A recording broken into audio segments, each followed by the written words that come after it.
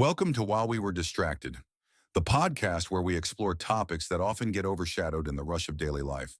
Please take a moment to like and subscribe. It really helps. All right, everyone. Welcome in to another deep dive. Today we're going to be looking at a breaking news story. Okay. And it is a potential end to the fighting between Israel and Lebanon's Hezbollah. Oh, wow. So, we've been talking about this since late 2023. Yeah, it feels like forever. And things have just escalated more and more this year. They really have. And it's been really hard on the civilians. Yeah. On both sides. Absolutely. Salt in the crossfire. It's been a really, really tough time for them. And I think that's what makes this news so important. Yeah. Is that it's a chance for people to start putting their lives back together. Totally.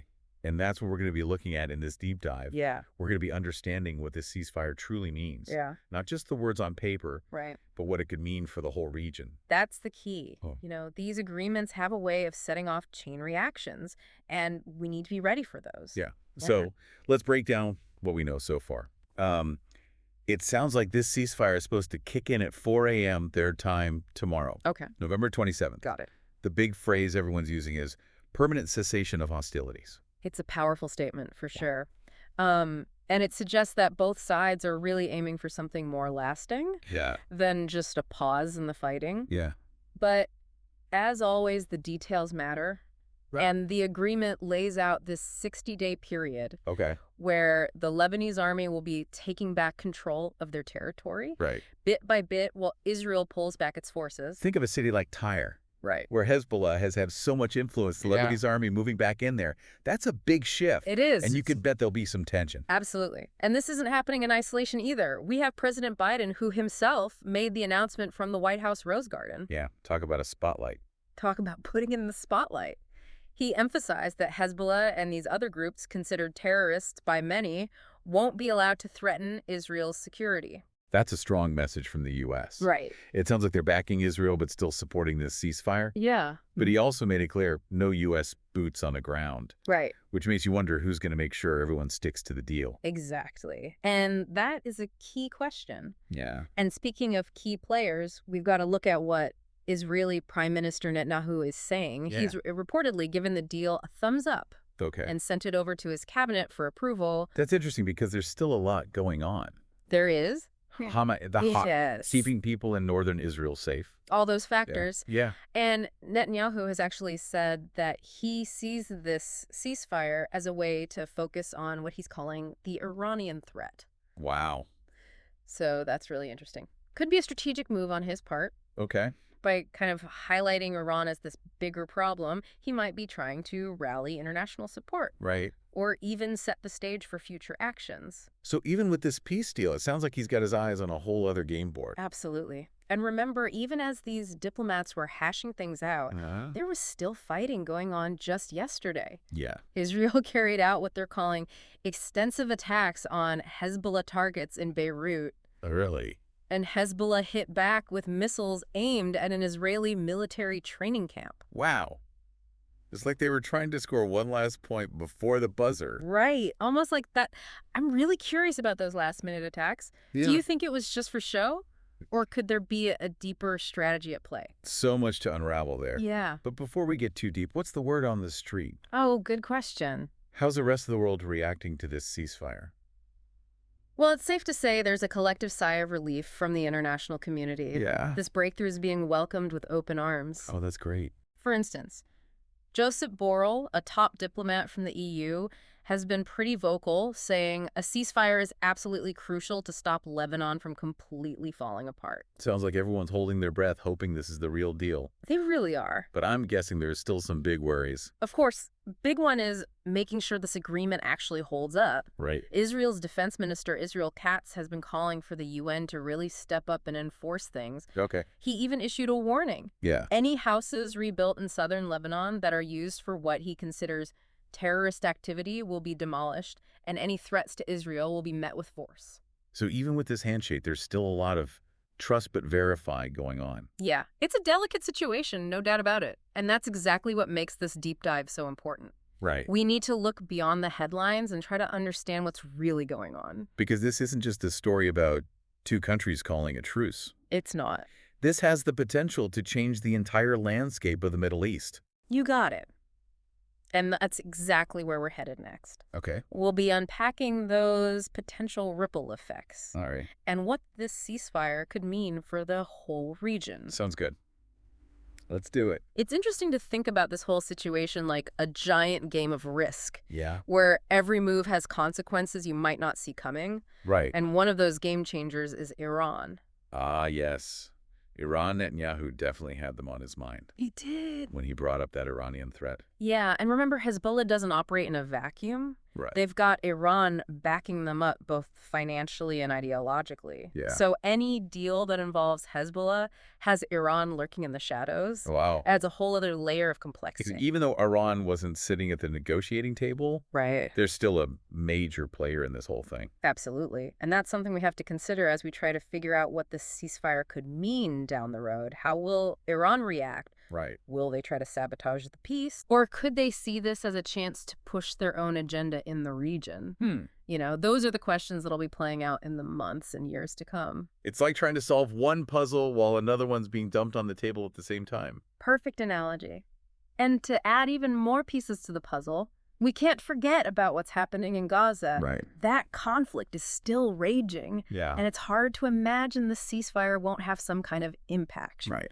Will it embolden Hamas? Yeah. Could it trigger a domino effect where things start to calm down in other hotspots?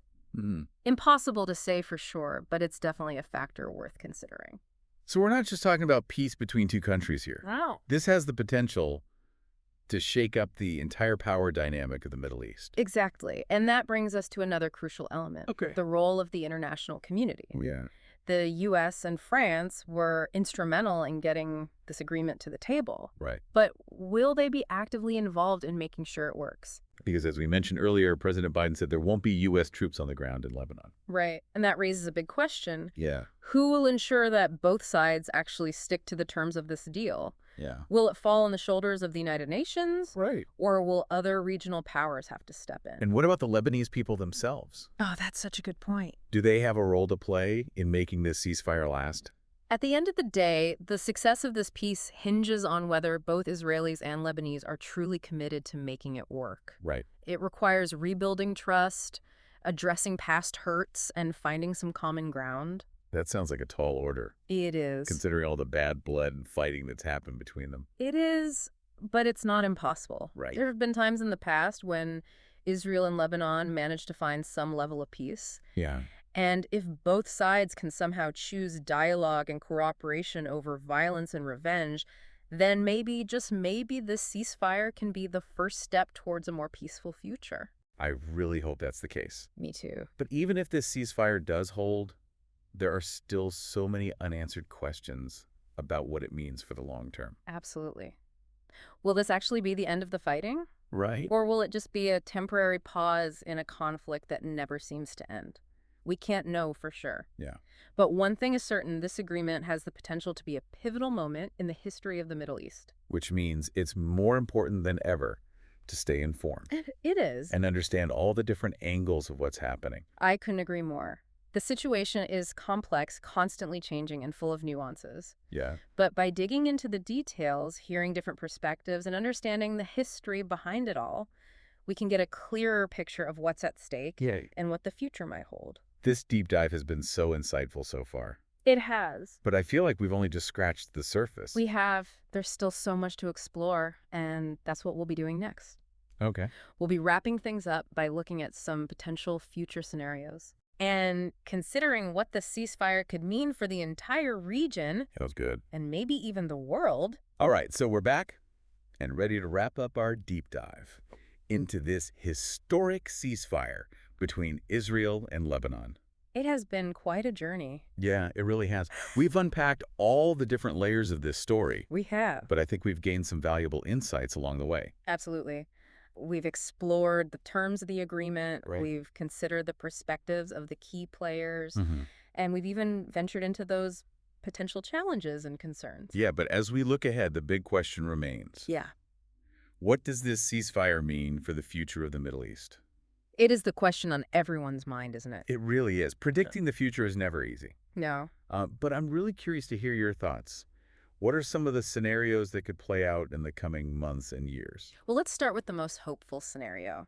Imagine this ceasefire actually holds, both sides commit to peace, Right.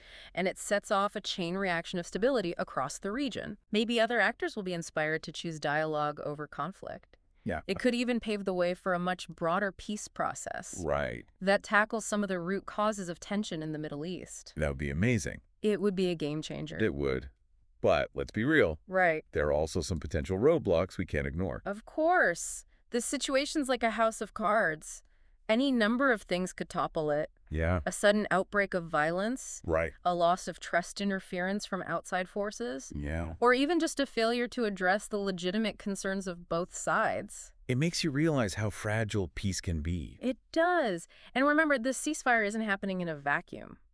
We're talking about a region with ongoing conflicts, Right. shifting alliances, Mhm. and deeply rooted historical tensions. Totally. The situation in Gaza, Yeah. the influence of Iran, Right. the involvement of the international community, Yeah. all of these factors will continue to shape the path towards peace. So much is at play. What are some things we should be watching for in the next few weeks and months? What could tell us whether this ceasefire is really taking root?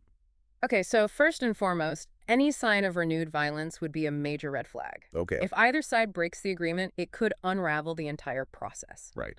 We also need to pay attention to what's happening politically within both Israel and Lebanon. Okay. Are there strong voices advocating for peace, Uh-huh. or are there factions trying to sabotage the agreement? And what about the role of the international community? Oh, yeah. How can they help support this fragile peace process? They have a crucial role to play. Yeah. Diplomatic support, Okay. economic assistance, and security guarantees are all vital. Yeah. They can help build trust between the two sides, make sure the agreement is actually implemented, Right. and mediate any disputes that arise. So in a way, the real work is just beginning. It is. This ceasefire is not the finish line. Yeah. It's more like the starting line for a long and challenging journey towards lasting peace. It's a moment of hope, Right. but also a moment of great uncertainty. Yeah. The decisions made in the coming weeks and months will determine whether this chance for peace is seized or squandered. And that's a powerful message for our listeners to take away. Absolutely. This ceasefire is a huge step, It is. but it's just one chapter in a much larger story. It is. We need to stay informed, stay engaged, and keep thinking critically about these events as they unfold. I couldn't agree more. The future of the Middle East, and perhaps even the world, hangs in the balance. Well said. Yeah. And on that thought-provoking note, Yeah. we'll wrap up this deep dive. Okay. Until next time, keep those minds curious and engaged. Please take a moment to like and subscribe. It really helps.